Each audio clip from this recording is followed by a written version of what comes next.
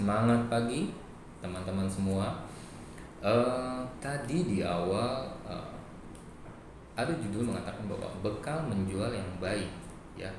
Jadi saya beri judul itu bekal menjual yang baik itu adalah suatu bekal ya ataupun suatu persiapan ataupun pegangan yang mana untuk teman-teman menjual yang baik.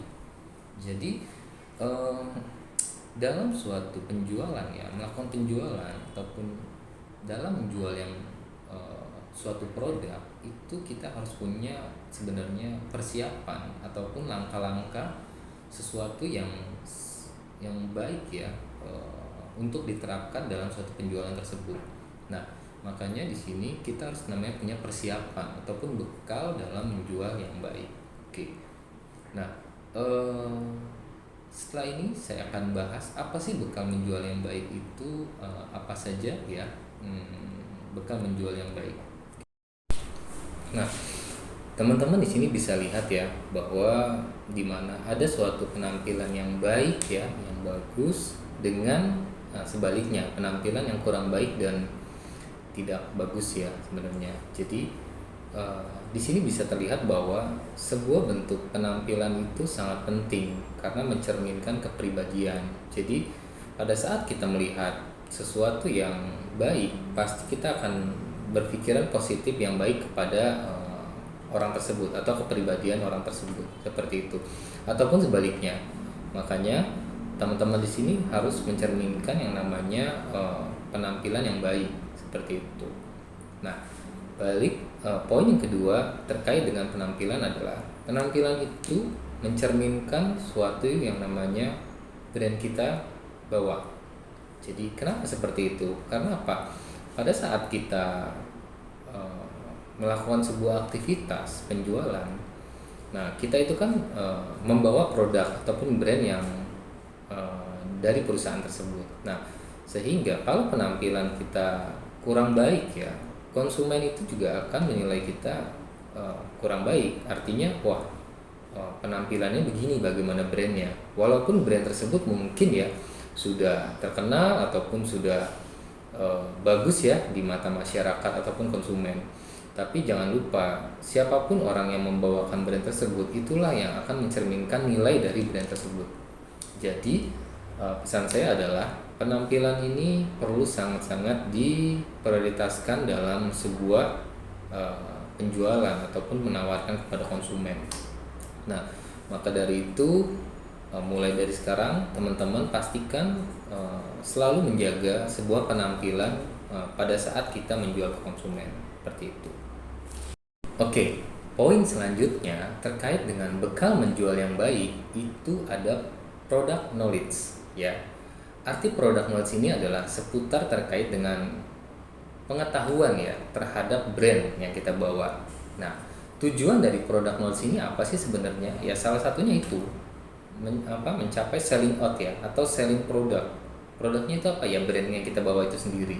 Nah, di sini dalam mengetahui produk knowledge ada beberapa yang harus kita ketahui. Yang pertama adalah terkait dengan varian ya. Varian itu adalah jenisnya. Jadi selain brandnya, kita juga harus tahu varian atau jenisnya apa saja dari brand tersebut. Nah, dari situ baru kita juga harus mengetahui yang namanya komposisi. Nah, komposisinya terdiri dari apa saja sebenarnya. Nah, yang paling terpenting adalah selain dua poin tadi di atas itu terkait dengan fungsi dan kegunaan. Jadi fungsi dan kegunaan ini adalah sangat-sangat paling penting karena materi ini akan selalu disampaikan kepada konsumen ya terkait dengan keunggulannya apa saja ya yang membuat konsumen itu pasti akan tertarik dengan keunggulan ataupun fungsi dari brand tersebut. Nah, yang terakhir adalah teman-teman juga harus tahu terkait dengan produk kompetitor. Artinya apa? Jadi produk knowledge dari kompetitor teman-teman juga harus tahu. Sehingga apa? Sehingga teman-teman bisa membandingkan ataupun mengcompare ya ataupun melakukan edukasi terhadap konsumen itu dengan baik dari produk yang brand teman-teman pegang. ya. Jadi teman-teman juga harus tahu lawannya apa dan komposisi brandnya itu pun apa, seperti itu ya. Nah dari situ itulah salah satu pegangan ataupun bekal ya untuk menjual yang baik, yaitu salah satunya mengetahui product knowledge dari brand tersebut. Nah saya punya contoh brand itu ya, brandnya adalah multivitamin lah ya, samping kiri saya ini ya. Jadi brand multivitamin ini mungkin terdiri dari kalsium ya, vitamin C, vitamin D, dan B6. Nah masing-masing vitamin tersebut ataupun komposisi dari tersebut itu kita juga harus tahu fungsinya untuk apa ya. Sebagai contoh misalkan kalsium ya, kalsium itu untuk membentuk kepadatan tulang. Nah, jadi juga bukan hanya sekedar kalsium saja, tapi semuanya yang komposisi yang ada di brand tersebut itu harus tahu ya. Wajib kita miliki, wajib yang dimiliki oleh seorang brand promotor untuk bekal menawarkan ke konsumen seperti itu. Nah, dari situ apalagi nih komposisinya, oh vitamin C nya berapa, 100 mg misalkan. Nah itu penting banget ya. Poin yang selanjutnya adalah selling skill ataupun kemampuan dalam menjual. Nah tidak dipungkiri memang tidak semua orang ya mempunyai kemampuan menjual, tapi jangan salah ya, kemampuan menjual itu bisa ditimbulkan ya, bisa diterapkan, bisa diciptakan sebenarnya, tergantung dari bagaimana diri kita sendiri. Nah belajar dan terus belajar itu sebenarnya masalahnya. Nah terkait dengan selling skill ataupun kemampuan menjual itu ada tahapan-tahapannya ya. Jadi nggak bisa nih ya kalau teman-teman langsung menanyakan langsung, ibu selamat siang, ini lu brand ini A B C D segala macam, itu nggak bisa seperti itu ya.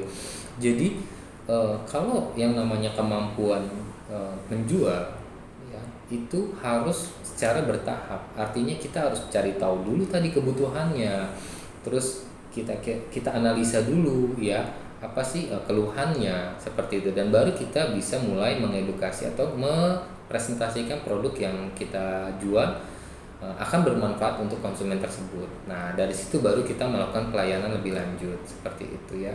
Jadi itu adalah langkah-langkah terkait dengan selling skill ya. Secara garis besar adalah intinya kita harus bisa menganalisa konsumen yang akan kita tawarkan ya, baru kita mulai mempresentasikan brand yang kita bawa tersebut seperti itu. Poin yang selanjutnya ini adalah communication ataupun komunikasi ya. Jadi terkait komunikasi sebenarnya cukup simple ya, sederhana. Artinya apa? Artinya cukup kita gunakan bahasa yang mudah dimengerti ya, dan tidak bertele-tele.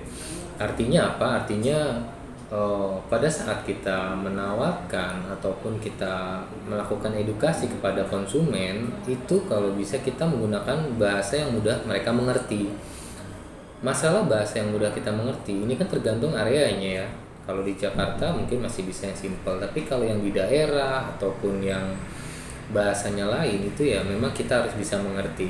Artinya adalah bagaimana caranya kita untuk melakukan atau menggunakan bahasa-bahasa yang mudah dimengerti di area-area tersebut. Nah, kalian pasti sudah pada tahu lah bagaimana kondisi konsumen yang berada di apotik ataupun di toko kalian, seperti itu ya. Dan jangan bertele-tele. Jadi langsung tuh, tadi kan stepnya adalah sudah ya di awal ya, selling skill. Nah, jadi dari situ udah mulai langsung dan simple seperti itu ya. Nah, yang kedua adalah lakukan komunikasi itu secara tertata. Jadi jangan sampai kalian melakukan bahasanya itu dibolak-balik ya, ataupun kemana-mana gitu loh. Jadi minimal harus tertata. Itulah yang namanya susunan kata-kata dalam sebuah ucapan ya. Jadi apapun yang kita lakukan ataupun apapun yang kita lakukan edukasi kepada konsumen, kalau bisa komunikasinya tertata. Dari apa nih? Contoh misalkan kita dari pertama kita menyatakan selamat siang, selamat pagi, terus baru kita menanyakan yang tadi lah, itu adalah selling skill sebenarnya ya. Jadi urutan-urutan itu yang harus kita jaga. Tadi masalah kemampuan kita untuk menawarkan, yang sekarang adalah masalah komunikasinya. Ya, poin yang terakhir ya, ini terkait dengan body language ataupun bahasa tubuh. Ya, jadi dalam bahasa tubuh itu juga sangat penting ya dalam suatu menawarkan produk ke konsumen. Kenapa? Karena bahasa tubuh yang positif itu akan membuat orang lain itu berpikir positif terhadap kita, ya. Kenapa? Karena gini loh, pada saat simple contohnya, pada saat teman-teman itu menawarkan suatu produk ke konsumen, terus gaya bahasa atau bahasa tubuh kalian atau gaya tubuh kalian ya, baik badan, tangan, mata, mulut, itu nggak ada apa namanya bahasa tubuhnya gitu loh. Jadi hanya menawarkan selamat siang ibu, selamat siang bapak, tapi nggak ada sama sekali tindakan seperti bahasa tubuh yang positifnya. Artinya itu ya. Jadi kalau kalian selamat siang bapak, ibu, boleh tahu bapak bisa dibantu apa kebutuhannya ataupun apa yang mereka butuhkan ataupun berdapat. Jadi bahasa tubuh kalian yang berjalan. Jadi nggak hanya diem aja gitu loh. Sehingga si konsumen tersebut itu juga akan merespon kembali ya bahasa tubuh kita yang positif, sehingga mereka akan berpikir positif juga terhadap kita. Artinya apa? Artinya pada saat kita menawarkan dengan tadi ya, awalannya produk knowledge-nya udah oke, penampilan kita udah oke, selling skill-nya juga sudah oke, terus komunikasinya juga sudah bagus, dan yang terakhir dengan gaya bahasa tubuhnya yang santai, yang baik, yang positif. Nah, itu akan membuat orang lain itu akan percaya sepenuhnya sama kamu. Artinya apa? Dan juga artinya dia juga percaya dengan apa yang kita tawarkan ataupun brand tersebut. Seperti itu ya. Jadi ini adalah poin terakhir yang sangat penting dalam menjual yang baik. Nah, dan tambahan satu lagi adalah itu eye contact. Jadi pada saat kalian menawarkan tadi ya, sudah dari urutan dari pertama sampai terakhir itu, jangan lupa ya, eye contact itu adalah tatapan mata. Jadi tatapan mata kita tuh harus menatap konsumen. Jadi tatap mata konsumen pada saat kita menawarkan produk, yang mana konsumen akan merasa terhargai dan tertawarkan.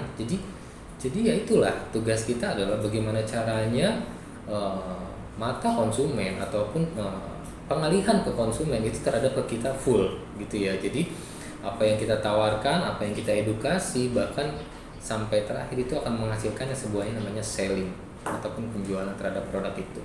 Oke. Nah, itu saja yang bisa saya sampaikan untuk materi hari ini ya. Semoga dapat diterapkan juga di toko seperti itu. Oke. Dari saya, Assalamualaikum warahmatullahi wabarakatuh. Tetap semangat.